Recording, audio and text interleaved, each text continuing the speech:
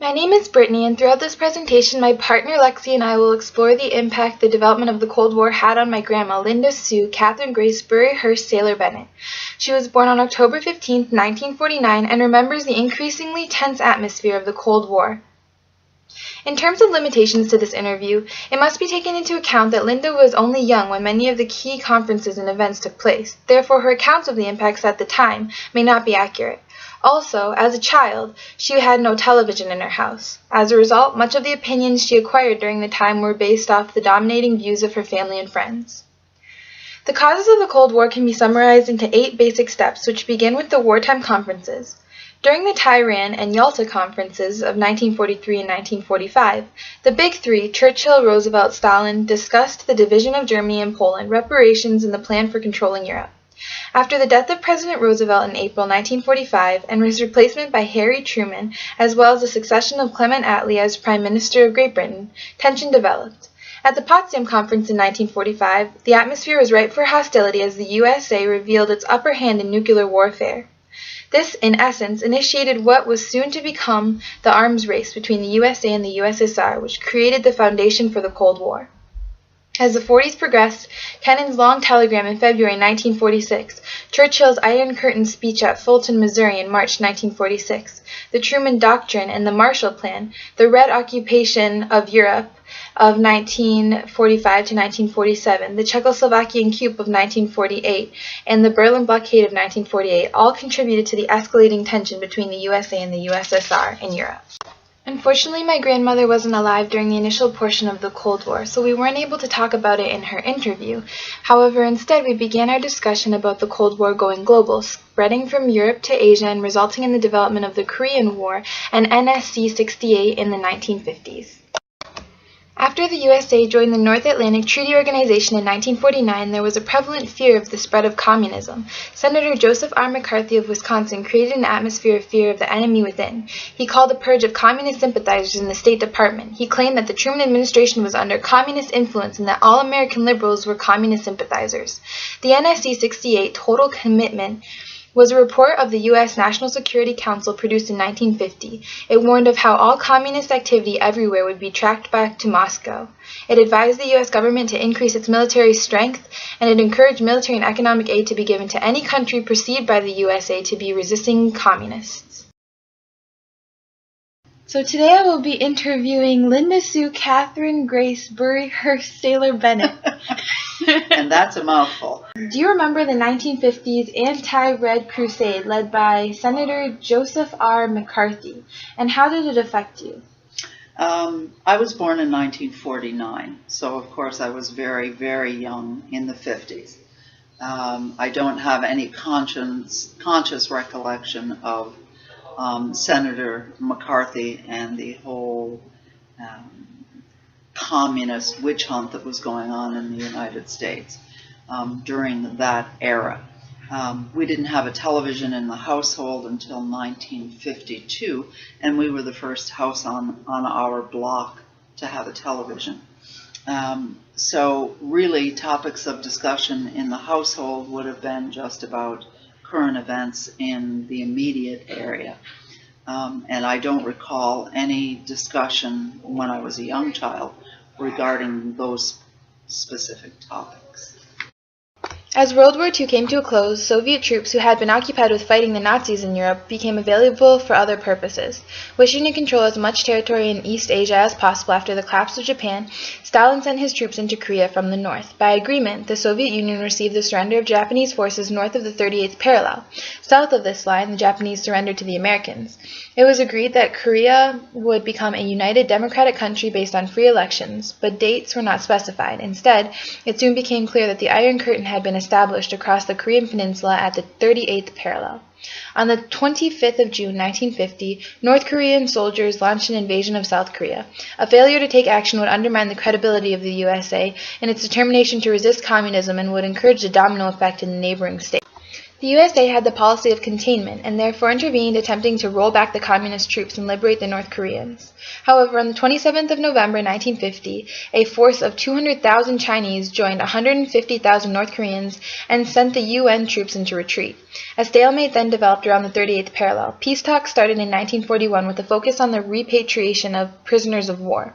A military armistice was finally signed at Panmunjom in July 1953. In conversation with my grandma, prior to the interview, she said that she remembered as a young child thinking the entire idea of a Cold War was theatrical. On television, she saw Khrushchev beating his shoe on a table.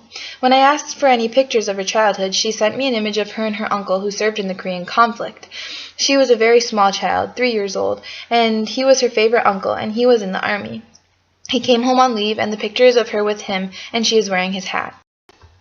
When Stalin died on March 5, 1953, leadership was assumed by a team headed by Nikita Khrushchev, who became the premier of the Soviet Union until 1964. It was Khrushchev who had introduced the first Soviet thaw.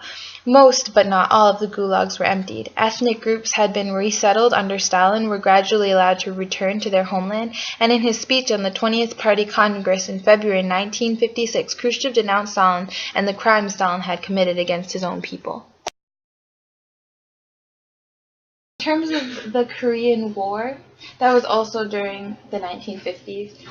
If any, what impact did the Korean War, it was the first hot war, have on the American society? I think I can speak to how it impacted our family immediately. My favorite uncle, which was my mother's youngest brother, whose name was Dayton, was enlisted in the army, and he was serving in the Korean conflict, as it was called. And the impact for me was that my favorite uncle was gone, and I recall him coming home on leave in his uniform, and there's a picture of me, I'm maybe 2.5, 3 years old, wearing his hat and sitting on his knee. But that is probably the extent of the impact on my life because I was so young. The USA's evolution of presidents throughout the duration of the Cold War contributed to the rising and falling tension. Franklin D. Roosevelt took the USA throughout World War II and the wartime conferences, Tehran and Yalta. However, when Harry S. Truman replaced Roosevelt, approaching the relationship with Stalin in a more aggressive manner and introducing the atomic bomb, the diplomacy between the USA and the USSR worsened as tension rose. Truman helped develop the Truman Doctrine and instituted the Marshall Plan in an attempt to contain communism. American assistance during this period provided the critical margin that enabled the participants to import essential goods and cover the ensuing trade deficits. More important than money, in 1986, Geneva was the site of 3 sets of arms control negotiations: the Intermediate-Range Nuclear Forces, INF talks, the Strategic Arms Reduction talks, START, and the Space and Defense talks. Gorbachev's letter led Reagan to believe that a Reykjavik summit would be a success because the Soviet leader was willing to drop his insistence on linking an intermediate-range nuclear force agreement to restrictions on the ballistic missile defense program, known as the Strategic Defense Initiative, SDI, or Star Wars. The Soviets had long sought to limit testing and deployment of ballistic missile defenses, which they and many American experts considered destabilizing. They believed that ballistic missile defenses would undermine the existing condition of deterrence based on vulnerability, in which neither superpower dares harm the other's vital interests for fear of provoking nuclear retaliation. How do you think the change in presidents affected the mood of the people in America and the progression of the Cold War as a whole? I think that as the 50s wore on and we started approaching the 60s, we were coming into a fairly tumultuous era in our own politics in terms of the civil rights in the United States was becoming more of a hot topic. And then I think on the world stage, because the news was coming into the household and people were able to see images of world leaders in their own homes, there was more discussion regarding where we were going in terms of peace versus war. So I do recall as an adolescent having concerns about some of the things that I was seeing on television. I'm not sure of the chronology, but I remember viewing, Khrushchev banging the table with his shoe and that type of thing, and wondering where we were headed. Do you think that any particular president was responsible for increasing the tension significantly or starting the Cold War? I think, now if memory serves, you had, was it Eisenhower that was, was the president at the time. I think that he was instrumental in getting the, I suppose, I hate to say war machine, but galvanizing defenses and moving us toward a more active state as opposed to cold. We were becoming more of a hot nation in terms of the world view.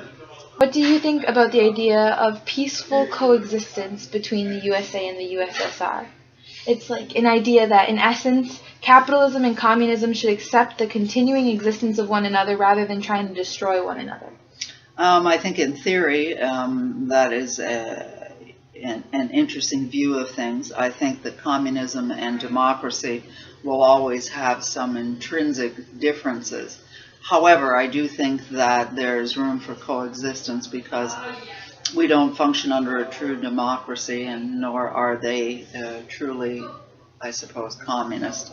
Both in their ideals are wonderful or could be very beneficial forms of government. However, they both fall short of the ideal in practice.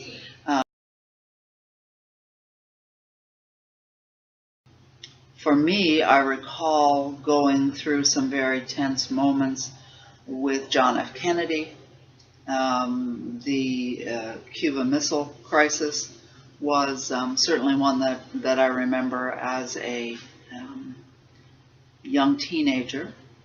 I was probably maybe 11 or 12, and wondering if the world truly was going to come to an end.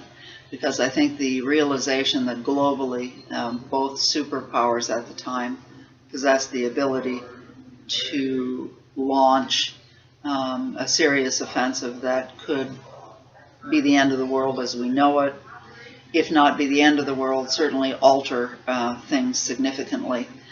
So I think that was a concern. It appeared that in Cuba there was being a line drawn in the sand, and I recall people being nearly hysterical regarding who was going to back down, who was going to blink. Was Russia going to force our hand? Was Kennedy going to take an action that would put us on the brink of war?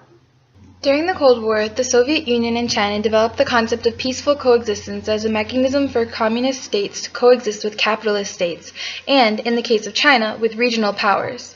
It was in direct contrast with the theories of mutual antagonistic aggression that supposed the two regimes could not live in peace. However, it was applied differently by the Soviet Union and the People's Republic of China, and debates over differing interpretations of peaceful coexistence contributed to one aspect of the Sino-Soviet split in the 1950s and 1960s. The concept of peaceful coexistence has been adopted by many international documents and has become a widely accepted norm of international relations. Nikita Khrushchev first fully enunciated peaceful coexistence following the 20th Congress of the Soviet Communist Party when he denounced crimes committed by Stalin.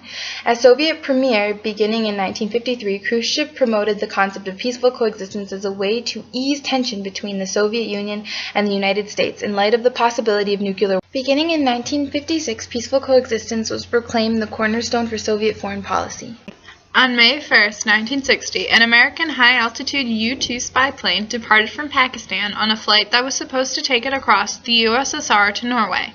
Shot down near Sverdlovsk, the flight triggered a Cold War crisis, aborted a scheduled four-power summit meeting, and poisoned Soviet leader Nikita Khrushchev's relations with U.S. President Dwight D. Eisenhower.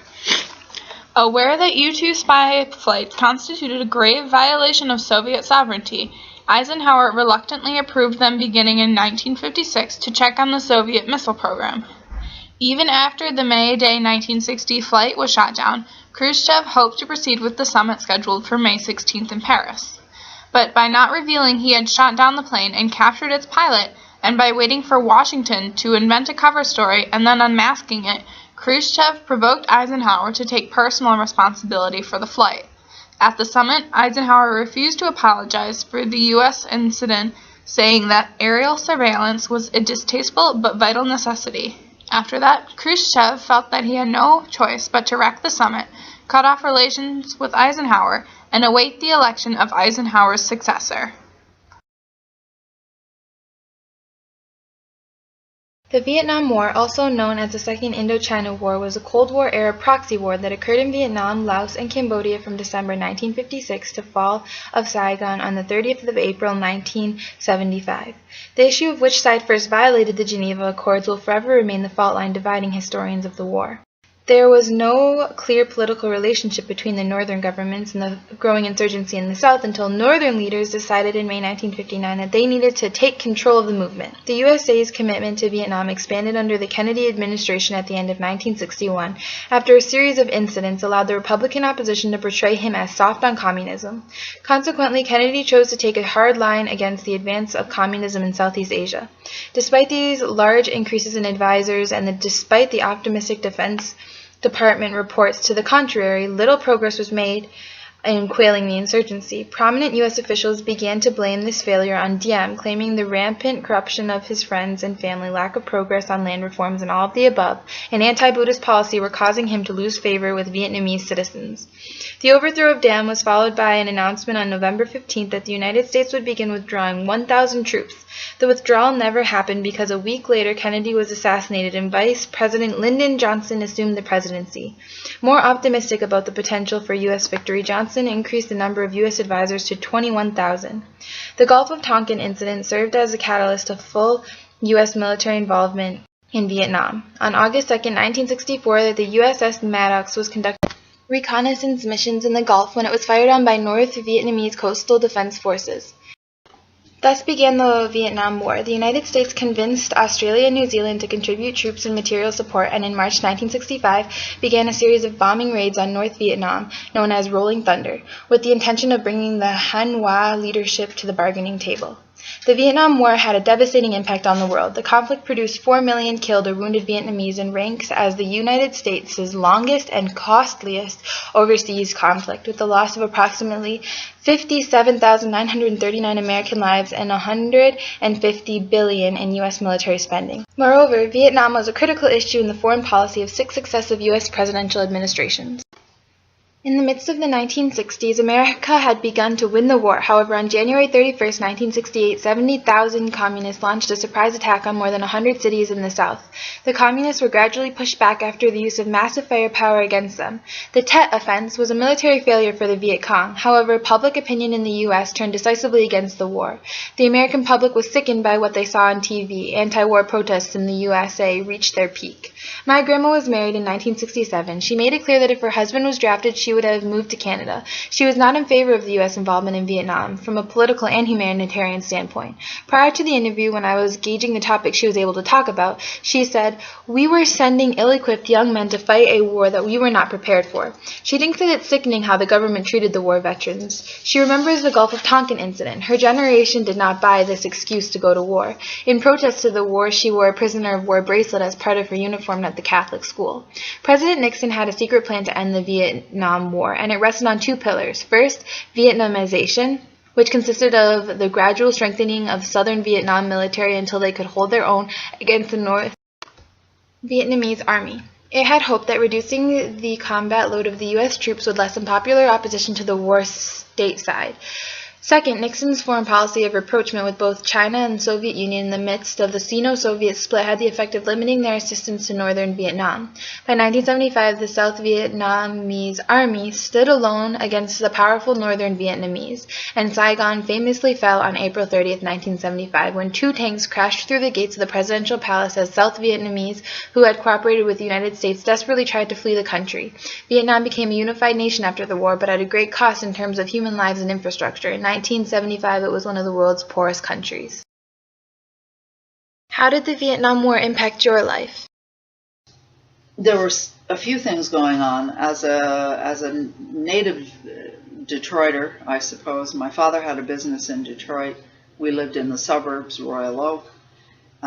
There were several things going on which were very tense. One of them was the race riots that occurred in Detroit, unrest regarding the coexistence of black and white Americans together.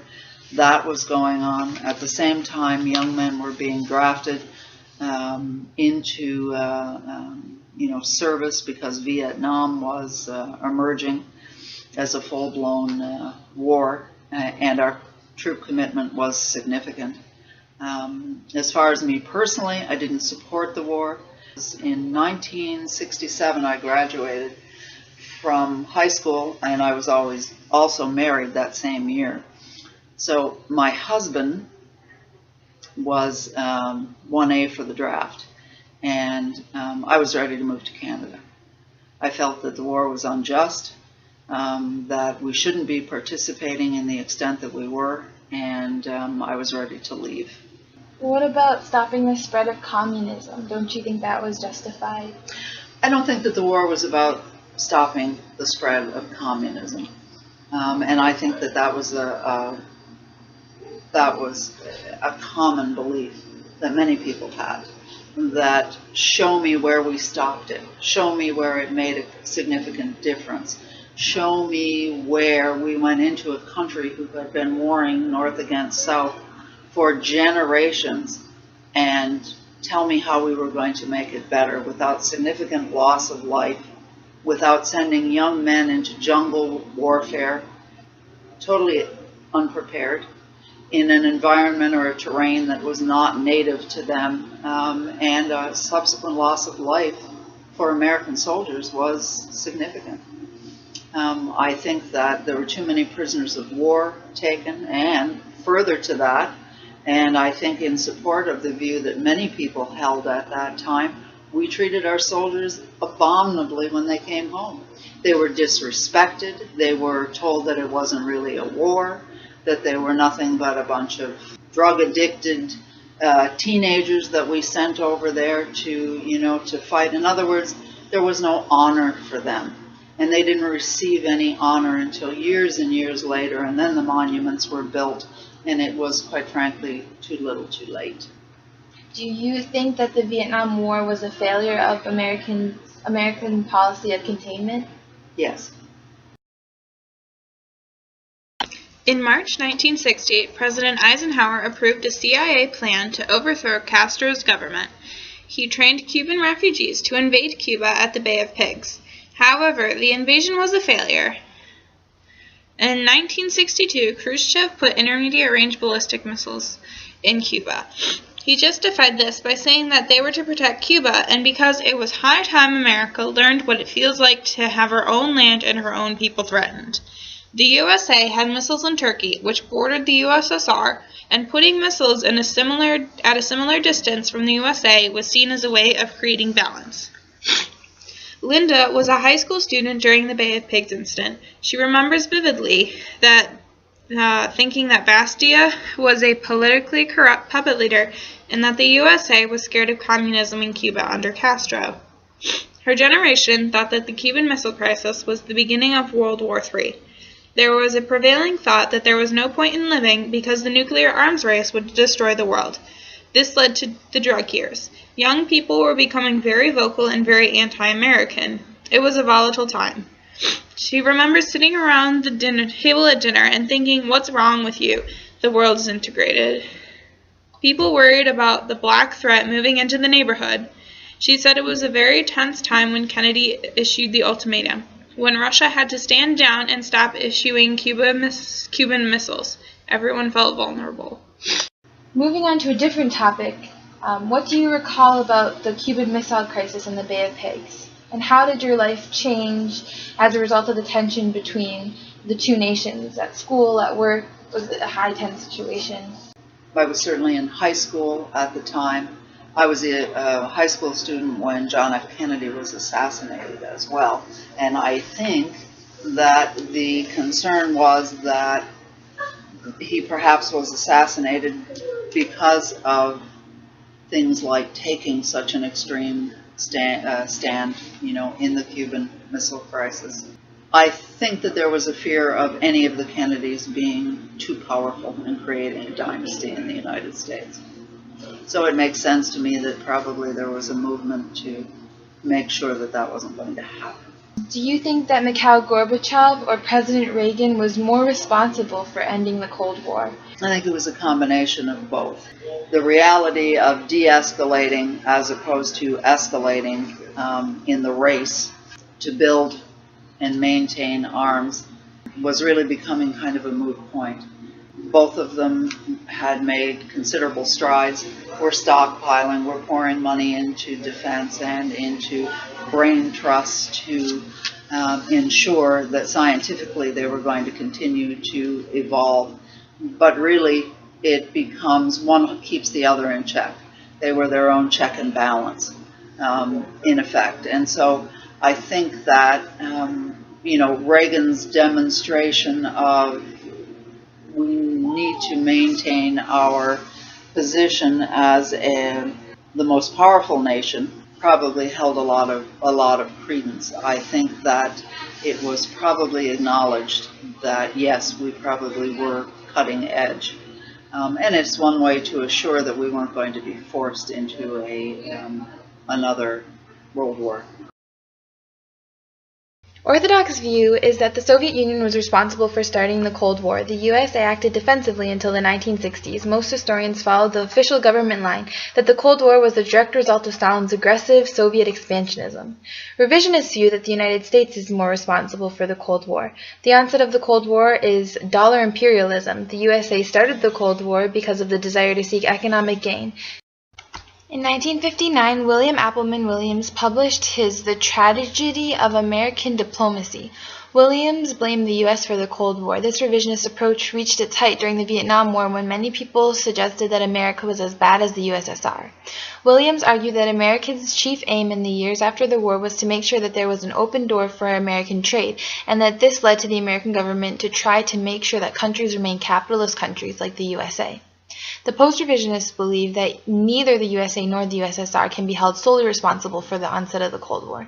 The first was John Lewis Gaddis, The United States and the Origins of the Cold War, who believed that both America and Russia wanted to keep the peace after the war, but the conflict was caused by mutual misunderstanding, reactivity, and above all the American inability to understand Stalin's fears and the need to defend himself after the war.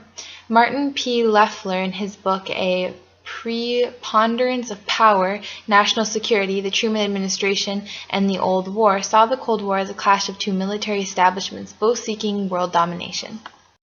Going all the way back to the beginning, do you think that the Soviets or the Americans were more responsible for starting the Cold War? And has your opinion of this changed over the years? I think when the Cold War started, I was probably way too young to have formulated much of an opinion. I think that we've demonstrated throughout history that only through an exchange of ideas and coming together and meeting as part of various world summits are we actually able to gauge the strength and or weakness of those that are our contemporaries in the world politically. So I think that the Cold War was dying a quiet death on its own simply because it couldn't continue. You have to have communication in order to have growth. I think that we've learned to develop more common goals as opposed to let us be the first one in space. Let us be the first one who does this. Now we have cooperative efforts where all of the nations in the world are contributing. Their scientists are contributing.